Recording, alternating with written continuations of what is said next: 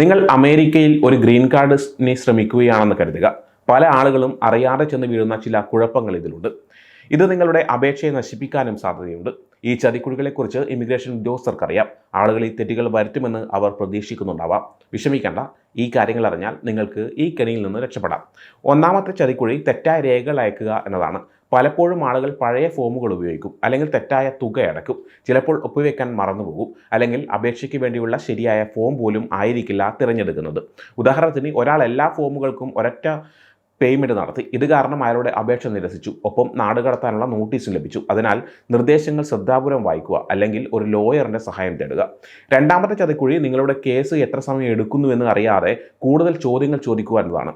നിങ്ങൾ അപേക്ഷ അയച്ചു കഴിഞ്ഞാൽ കാത്തിരിക്കേണ്ടി വരും. എന്നാൽ നിങ്ങൾ വളരെ പെട്ടെന്ന് തന്നെ നിങ്ങളുടെ കേസിനെ കുറിച്ച് വിളിച്ചു ചോദിച്ചോ അറിയാൻ ശ്രമിച്ചാൽ അത് നിങ്ങളുടെ കേസ് വൈകാൻ കാരണമാകും. നിങ്ങളുടെ കേസ് വൈകിപ്പിക്കാൻ വേണ്ടി ഇമിഗ്രേഷൻ ഉദ്യോഗസ്ഥർ തന്നെ നിങ്ങളെ കൂടുതൽ വിളിക്കാൻ പ്രേരിപ്പിച്ചേക്കാം. നിങ്ങളുടെ കേസിൻ്റെ സ്റ്റാറ്റസ് ഓൺലൈനിൽ പരിശോധിക്കുന്നതാണ് നല്ലത്. നിങ്ങളുടെ കേസിന് കൂടുതൽ കാലതാമസമുണ്ടെങ്കിൽ മാത്രം എൻക്വയറി നടത്തുക.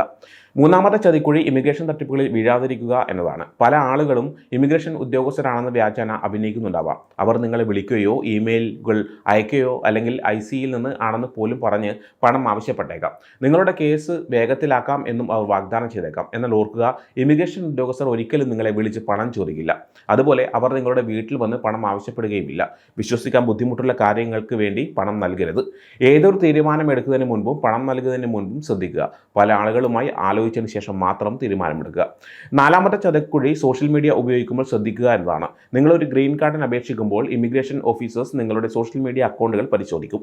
നിങ്ങൾ ഷെയർ ചെയ്യുന്നതും കമൻറ്റ് ചെയ്യുന്നതുമെല്ലാം അവർ ശ്രദ്ധിക്കും. നിങ്ങളുടെ പോസ്റ്റുകൾ അവർക്ക് പ്രിൻ്റ് എടുക്കാൻ പോലും സാധിക്കും. നിങ്ങൾ ഓൺലൈനിൽ പറയുന്ന കാര്യങ്ങൾ നിങ്ങളുടെ ഇൻ്റർവ്യൂവിൽ ദോഷകരമായി ബാധിക്കാം. അതുകൊണ്ട് ഗ്രീൻ കാർഡ് കിട്ടുന്നത് വരെ സോഷ്യൽ മീഡിയ ഉപയോഗിക്കുമ്പോൾ വളരെ ശ്രദ്ധിക്കുക.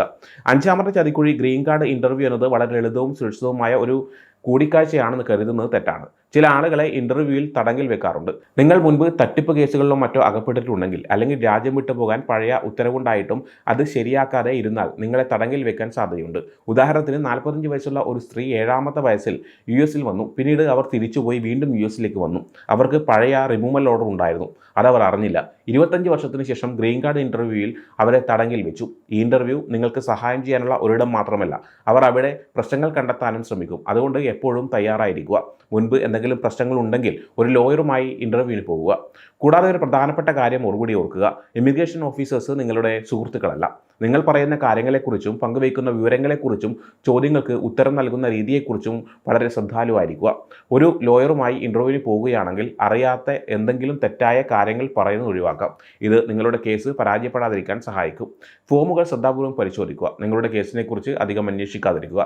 തട്ടിപ്പുകൾ ഒഴിവാക്കുക. സോഷ്യൽ മീഡിയയിൽ ശ്രദ്ധയോടെ ഇടപെടുക. ഇൻ്റർവ്യൂ ഗൗരവമായി എടുത്ത് ഒരു ലോയറുമായി പോകുക. ശ്രദ്ധയോടെ ഇരിക്കുക, സുരക്ഷിതരായിരിക്കുക. സമയം മലയാളം വാർത്തകൾ ഇനി ടൈംസ് ഓഫ് ഇന്ത്യ സൂപ്പർ ആപ്പിലും. ഇതിനായി പ്ലേ സ്റ്റോറിൽ നിന്നോ ആപ്പ് സ്റ്റോറിൽ നിന്നോ times of India app install ചെയ്യൂ. മലയാളം ഭാഷ തിരഞ്ഞെടുക്കൂ. വാർത്തകൾ ആസ്വദിക്കാം.